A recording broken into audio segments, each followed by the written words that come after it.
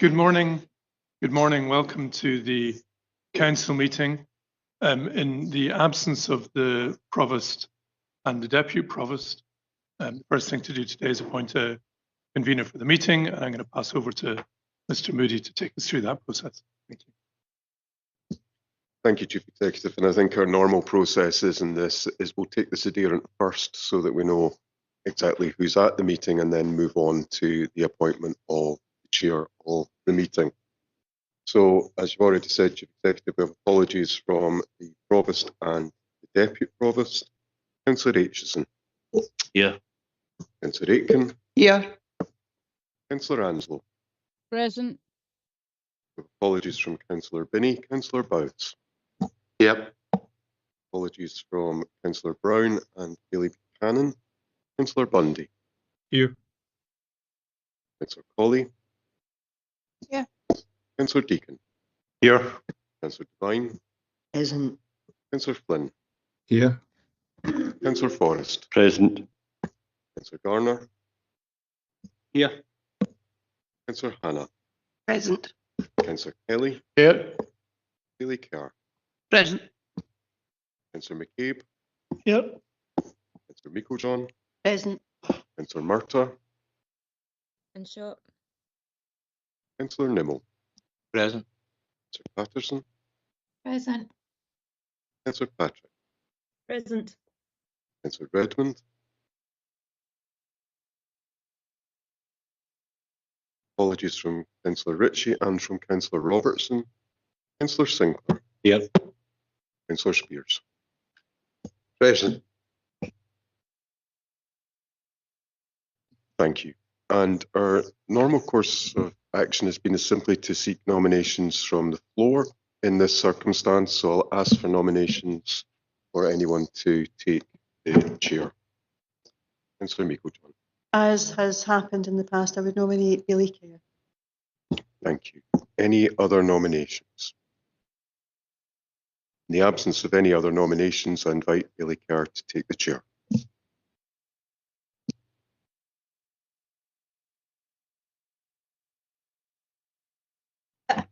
He didn't squeak loud Possibly, enough. but no, I'll hold it now.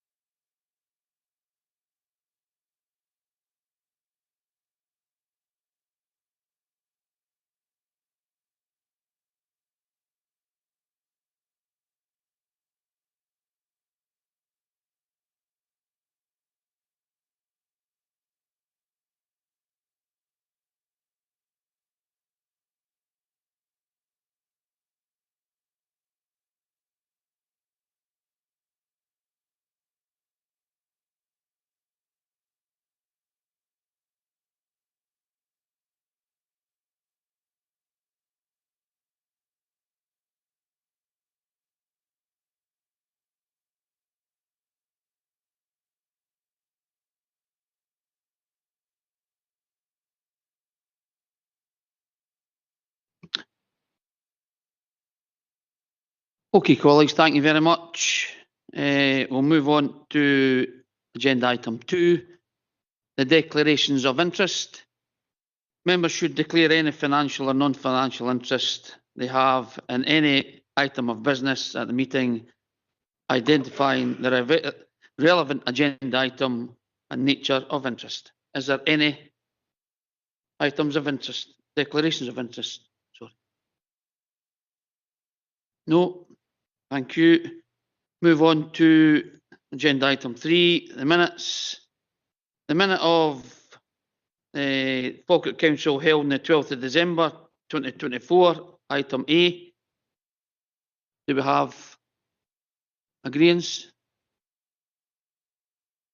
Thank you. Item B, minute of the council meeting on the 30th of January 2025.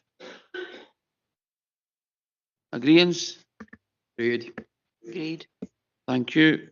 Item C, special meeting of the Falkirk Council on the 30th of January 2025. Agreed. Agreed. Thank you. D, special meeting of the council on the 13th of February 2025. Agreed. Agreed. E, Falkirk Council meeting held on the 6th of March 2025. Agreed. Agreed. Thank you, everyone. And we're going to agenda item 4, the rolling action log.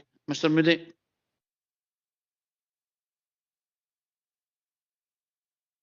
Thank you, Convener. And as usual, the rolling action log provides information on the decisions of Council where those have called for further reports and gives a current status of when that report is due and what its current situation is in terms of progress. There is one item to draw to your attention in relation to the rolling action log, that there should be an additional item on it which derives from the special meeting of the council held on the 13th of February, which did in fact call for a further report, which will be due in June. So that updated rolling action log is noted within the council systems. The report is on track, it's in preparation and will be available at your June meeting as expected. So nothing is lost from the fact that it slipped off the rolling action log on this occasion. Thank you, Mr. Moody. Is there, just before I go to any questions, I was remiss of me to not to mention if colleagues can make sure that their mobile phones is silent or switched off if possible. If people need to have their phones on for a particular situation, that's fine. Today's papers were issued on the 12th of February and hard copies were put in people on the 13th of February. I'm hoping that the agenda is light today. There's no motions or amendments, so with your cooperation, hope to get through the business as quick as possible. With regards to the sound system that was mentioned at previous meetings, I think listening to this morning, it's been fixed. They've moved the speakers from there to the back. So hopefully we won't get the situations we've had in previous meetings. And I just hope that it lasts. And usual meeting, if anyone wishes to talk, if you put your light on or hand up online, take your name and we'll go the list of the names of people who were up saying. So thank you very much. Agenda item, questions on the rolling action log. Convener said to put your light on, so I have carried out due diligence the recommendation. The sound has improved. The resighting of the cameras has improved. Why did it take us 2 years to carry that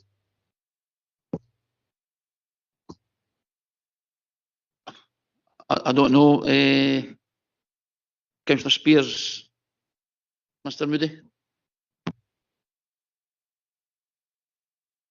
I think there's been a number of changes with the system over the 2 years it's been in here. So the speakers were installed not at the beginning of our use of this room, but over last summer.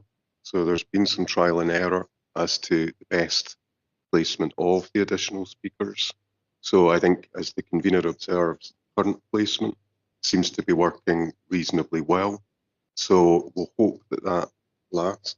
But if we need to change it, we will change it. So there have been observations by members over a number of meetings that the sound has been poorer in some areas of the room than others, and that's led to the resighting of the speakers on I think more than one occasion. So the current version seems to be working well. Can I ask if there's any movement on the earphones to use on the present equipment? Or is that going to take another 2 years? If the sound system, I think, is working well with the speakers as currently placed, then I'm not sure that the earphones necessarily be needed, but I think we're happy to look at that specifically for you, Councillor Spears. I love that phrase, happy to look at it, but will it take another 2 years? No. Thank you, Councillor Spears. Thank you, Mr Moody, for your advice. Councillor Nimmo. Yeah. Thanks, Bailey Kerr. On the same subject, I take it this is just a temporary fix and that we're still looking at the prospect of getting a new sound system. Broadly, yes. And the sound system is old. It's towards the end of its working life.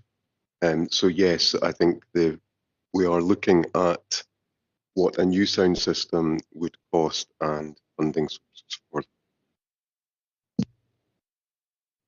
Thanks, Councillor Nimmo. Is there any questions on the rolling action log?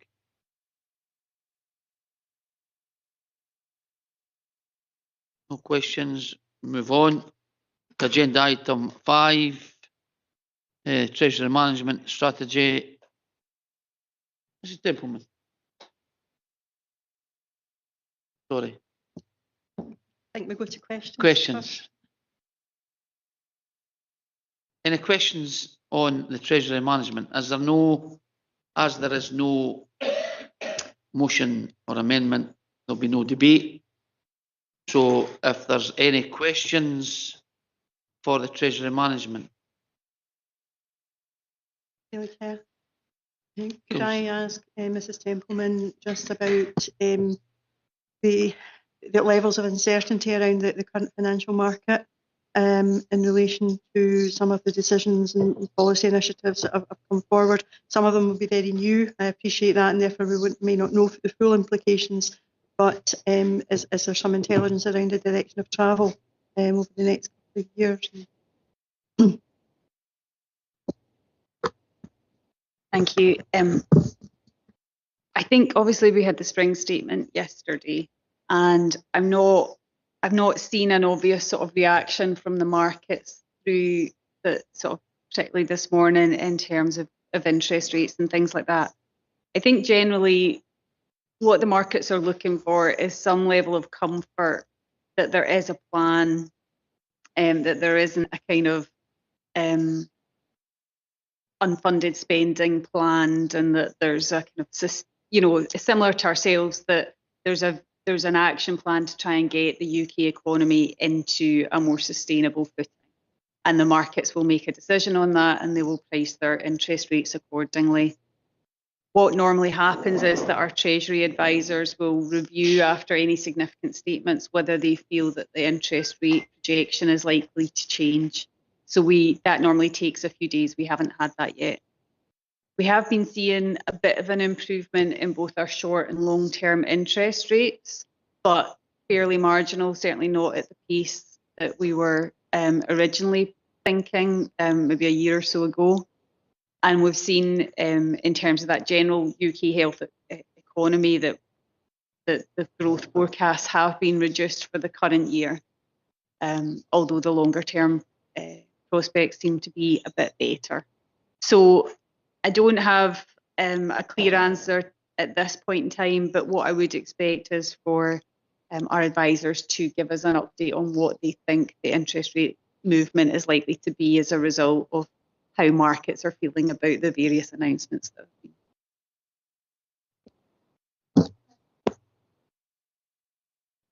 Councillor Spears. Thank you. The Chancellor of the Exchequer said yesterday in her spring statement that the losses to welfare benefits, which will greatly affect us, not just here in Grangemouth, but in Falkirk District, considering that most children in child poverty have a disabled parent. Are we putting any actions in place to try and alleviate that problem, or do we just have to wait and see what our advisors tell us?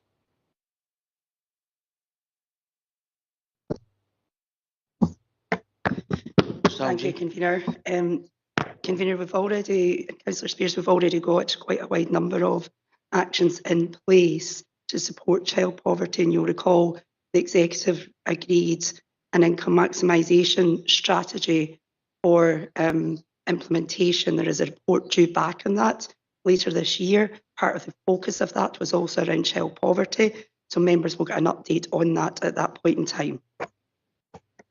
We are indeed in difficult times, and I would call for this council to form a more unified approach, because we're all in the same boat, and one side rowing one way and one side rowing the other way will not make this boat go forward.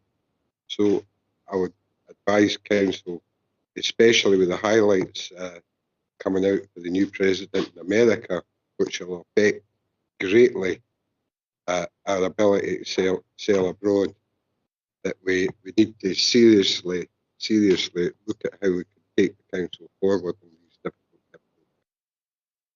times. Thanks, Councillor Spears. And I'm sure that Sal G and Mrs Templeton will keep the council abreast of anything that comes out of any other statements going forward. Is there any other questions? Sorry, Councillor Bundy. Thanks, Bailey Kerr. Just a quick question. Will elected members get sent the updated projections regarding borrowing costs?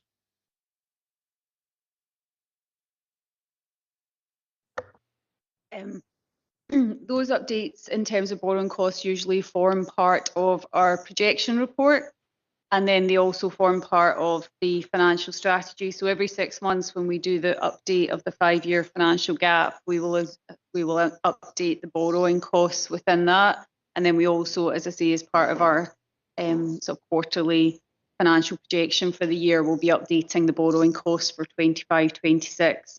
And then Executive will also get the interim Treasury Management report, which will also show any updates to interest rate projections as well. Thanks, Amanda. Thank you, Mr Templeton. Any other questions? No. Councillor Meikle-John. Thank you, Convener. I think over the last 2 years, our Treasury Management has served us well, and the advisors have guided us as best they can in a very sort of volatile market. What we're hearing is, as well, there is a need for some element of stability and certainty, and that there may be potential for that to happen. That's not certain at all, and therefore we could continue with a volatile market. And that makes it very challenging for us around our own need for financial stability and growth, in particular, and the investment that we need to make. So we can be able to take our capital and invest that wisely, knowing we have a bit of certainty, because we continually see where projects are overrunning financially, and that's always a risk to the councils. However, I think the regular updates that we get, and I thank officers for finally getting this only to come in front of us once, that it doesn't have to go to the Executive and to Council. So that is really helpful to do that, but it also helps to set aside along some of the other strategies around our capital strategy and our financial, wider financial strategy, as that suite of documents that keep us on the straight and narrow. Note that within the report that there are some minor changes, one being in the upper limit for borrowing in year 2 to 5 range has been increased, therefore giving us a little bit more flexibility and able to actually have a bit of certainty about managing projects. I think it's going to be hugely important that there's always a contingency factored into ever our borrowing plans, and that should enable us to get through certainly the next year in a good stead. But I think we need to keep a very much a watching brief on this. and I'm sure each of the financial reports that we get through the executive will have reference to the Treasury Management Strategy and managing of our finances throughout the year, and looking at the financial markets as it's projected in the longer term. But I'm happy to review the report and just thank officers for the work they've done in putting into pulling this together on a repeated basis in such a volatile and changing market. Thank you, Councillor Michael. John, we'll get a seconder. Happy second. Thank you, Councillor Bowes. As there is no amendment or motion, I'll just go to group leaders for the comments. Councillor Hannah. No further comment. Councillor Spears. No further comments other than that I've already made. Thank you. Are any of the other independent councillors any? No. Thank you. Move on to agenda item 6. Membership of. Daily Care. I was just wondering if I could have your indulgence for maybe 5-10 minutes. A very close colleague, not from Falkirk, has passed away, and it was very close friends. I just wondered if we could take a couple of minutes, if you wouldn't mind. We're back at past. That's fine. Fine. Thank you.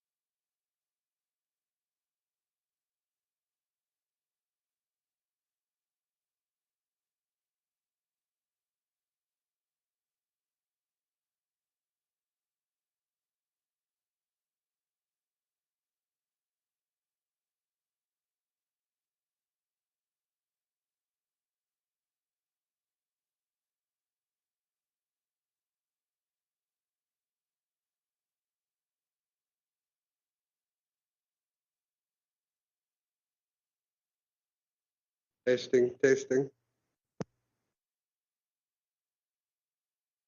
You all right?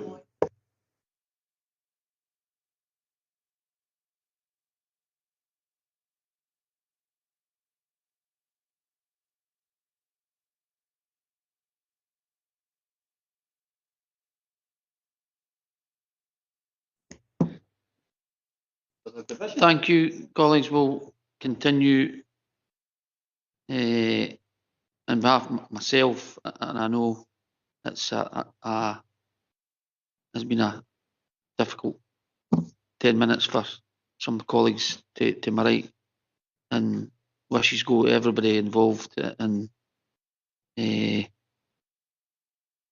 circumstances. So, agenda item 6, council membership. The report is taken as read. There's no amendments, no motions, no amendments to the motion. There'll be no debate. Is there any questions at this time? Councillor Spears.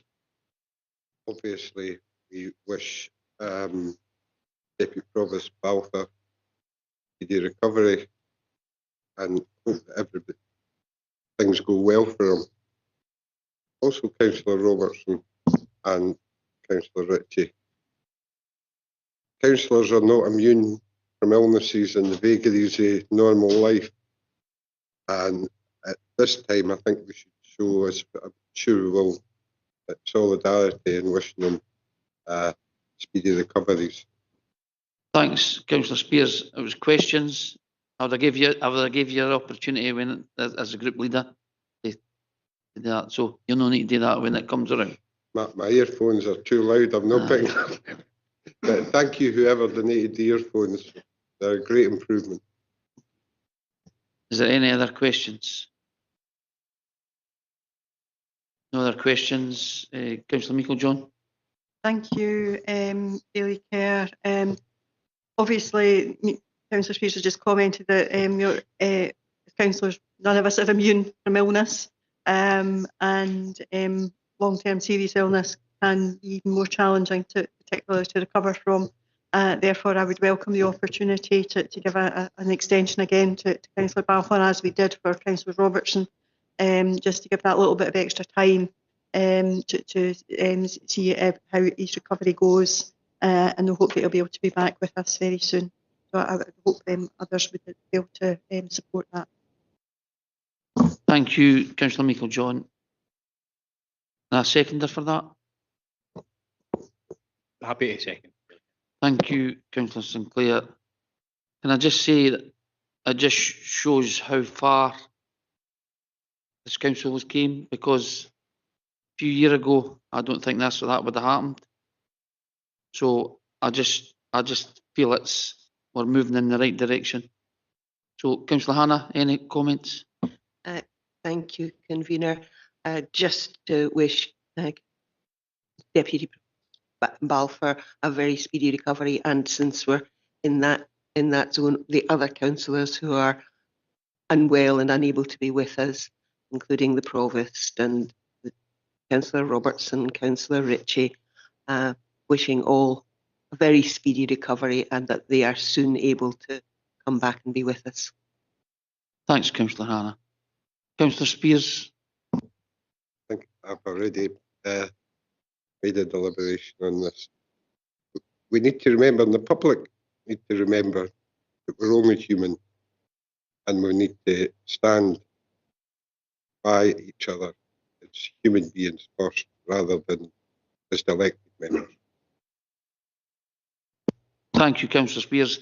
Any other independent councillor anything to say? No. We agree with the report. Thank you. Go to agenda item 7, appointments. Once again, take the report as been read. Any questions on this item? No questions. I'll go over to Mr Moody. Thank you, convener. And there are two appointments to be made. First of all, to the place for the SNP group and the place for the Labour group is open to the sitting members to be reappointed, although they've come to the end of their formal term. So the first question is just the nominations from those two groups for the places on the IGP. Thank you, Bailey Kern. Thank you, Mr Moody. I would propose, certainly from my own group, Councillor Colley, to continue. And I don't know whether you wish further nominations in relation to the Vice Chair or whether you want to take those separately. We'll take that separately. We'll go to the you. two nominations first, then we'll go to the Vice Chair. A seconder for Councillor Colley? Happy to second. Thank you, Councillor Devine. And for the Labour nomination? I'll nominate myself. There's so much interest from my colleagues that they can't even be bothered. Thank you, Councillor Hannah.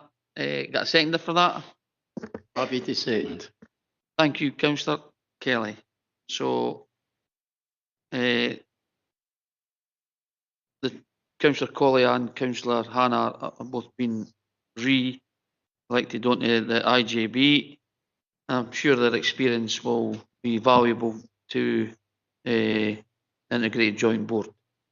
So, Mr Moody, for the second part. Second part, convener, is to seek nominations for the role of Vice Chair of the IGB. Nominations, Councillor Meikle-John. Thank you, Bailey Kerr. I would wish to nominate Councillor Colley. I think at this point in the council term, I think that it's important to have an element of continuity within the leadership of the IJB, and she comes with a huge amount of history.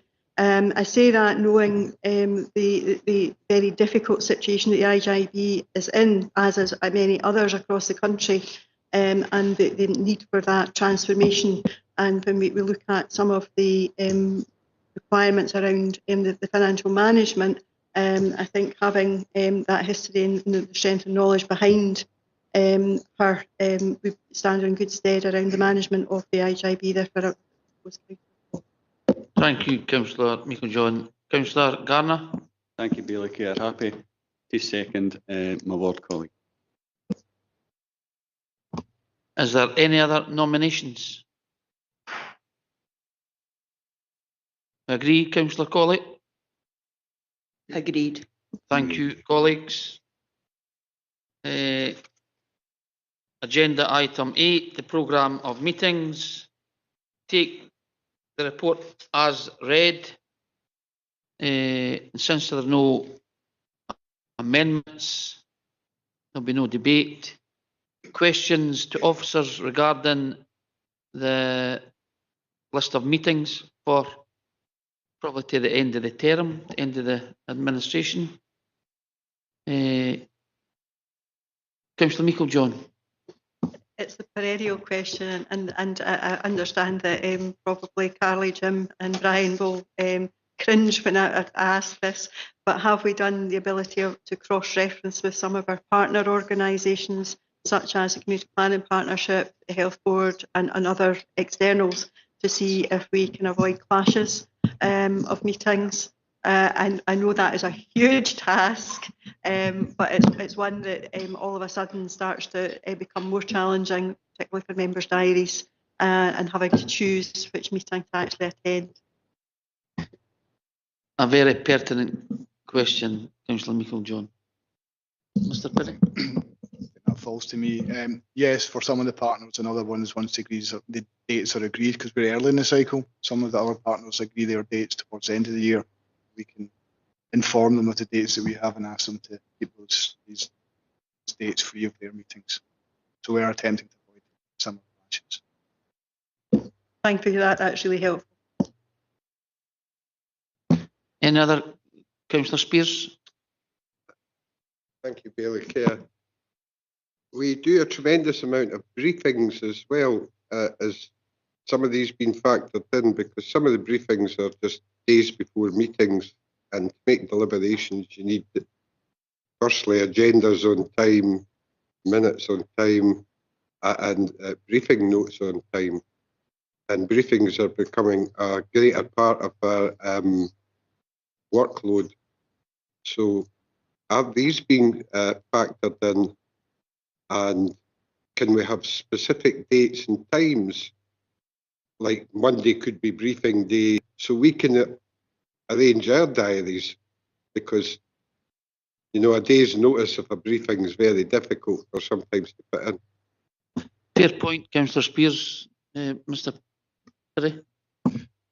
Thanks for the question. As Councillor Spears correctly points out, the agendas are always issued in time, so that's one thing that's certain. Yes, the reports shows that we're following from the programme last time, which was scrutiny committees on a Tuesday, regulatory committees on a Wednesday, council executive on a Thursday, which leaves Mondays as the main day for briefings, and we'll always try and accommodate that. It depends what other things are in the diary. It depends on the notice we get, but we do try and manage the briefings so that we're not giving members short notice or putting dates when there's other commitments. So we aim for Monday as the main briefing day. So are we deciding today to set aside Monday afternoons for briefings, or? Not implicitly, that's not in the report, but that's how we will take it forward. And that is what we've been doing recently. There's been an increasing number of briefings at the request of members ahead of council and executive meetings, which means they can't all be factored in on a Monday. So we have to use free dates when available. We always try and use the Mondays first. There's only a limited period between the agenda going out and the meeting date, scheduled meetings, but we'll do our best to do that. For the fast-flowing dynamic of councils in this day and age, I appreciate there's a lot of different things come up at the last minute, and briefings are essential, because we have to make big decisions and also bear the brunt of the community. So we need to be well briefed, and obviously we have very, very busy diaries. So if we can try and make them for a specific day, then we know to keep that day apart. I mean, it's called work together, and let's hope that this goes forward. Thank you, Councillor Spears. And it's a valid point, and I'm sure Mr. Perry is taking on board. And nobody in here needs to be reminded how busy these times are. So your point's taken. So any other questions for officers?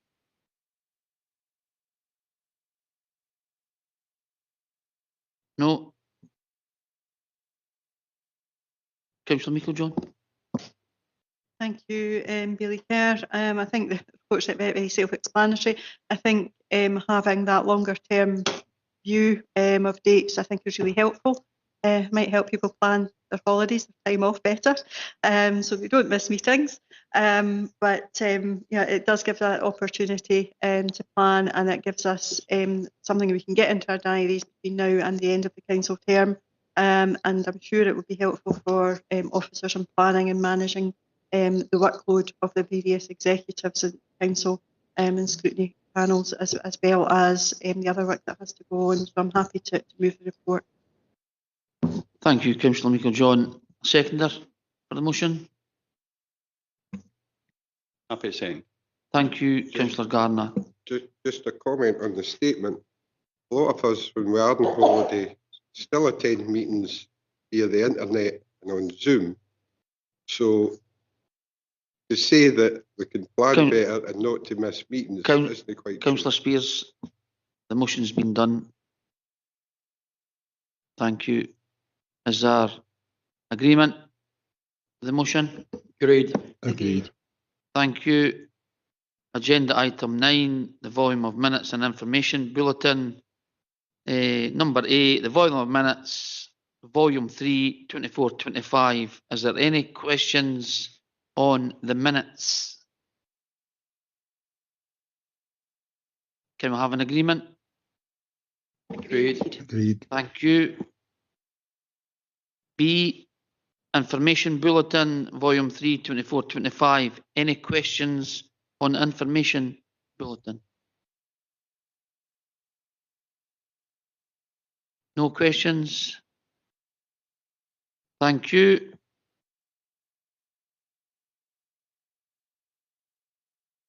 Thank you, colleagues. He's got an important appointment.